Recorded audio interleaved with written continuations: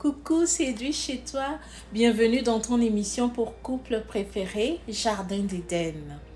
Il y a quelqu'un qui m'a posé la question de savoir, Edwige, comment attirer l'attention de mon conjoint, car j'ai l'impression que je suis rendue pratiquement comme un meuble dans la maison. Je trouvais alors pertinent d'aborder ce thème cette semaine dans le but de venir en aide au maximum de gens. Si tu es une femme, une maman, une épouse et que tu m'écoutes, je veux que tu saches que tu es une créature merveilleuse. Tu es une fleur implantée dans la vie de ton conjoint et à ce titre, tu dégages un parfum d'odeur agréable. Souviens-toi qu'après que tu aies été manifesté, même le ciel s'est exclamé « Waouh, c'est très bon ». Je t'invite à me suivre jusqu'à la fin de cette vidéo. Ce qui est important à souligner ici, c'est que dans la vie à deux, là, on se laisse facilement embarquer dans le quotidien. Or, qui dit quotidien dit routine. Et c'est quoi une routine? Une routine, c'est une succession d'actions répétées, quasiment irréfléchies, des actes posés de manière mécanique. Le réveil sonne à une heure bien déterminée, il faut se préparer, à apprêter les boîtes à lunch, à aller déposer les enfants pour ceux qui en ont, faire sa journée de travail, revenir les chercher, superviser les devoirs, le souper, puis dodo.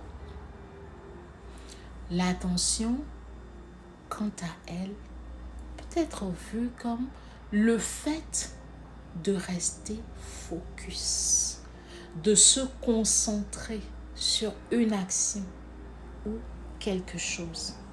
Contrairement à la routine, l'attention est réfléchie. Cela nous demande un extra effort. Cela nous demande d'aller chercher les moyens dans le but de poser des actions intentionnelles.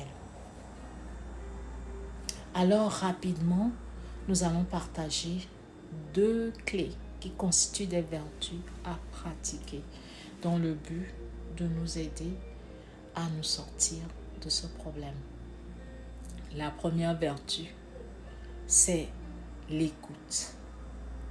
Je veux parler ici d'une écoute attentive, une écoute pour laquelle nous allons mobiliser tous les moyens nécessaires dans le but de pouvoir déceler le besoin de notre conjoint en un temps T précis. La deuxième vertu, c'est poser des actes de bienveillance de manière intentionnelle. Oui, une fois que nous avons pratiqué l'écoute attentive et que nous avons distingué de manière claire le besoin de notre conjoint, nous sommes capables d'aller y répondre de manière précise et spécifique. Alors, maman, femme, épouse, ne reste pas dans ton coin. Va vers ton conjoint. Écoute-le de manière attentive. Écoute-le de manière à déceler son besoin.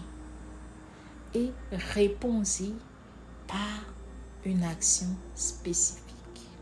Cela te permettra d'attirer son attention et de le sortir de sa torpeur. J'espère que cette vidéo t'a fait du bien. Alors, porte-toi bien et à la prochaine.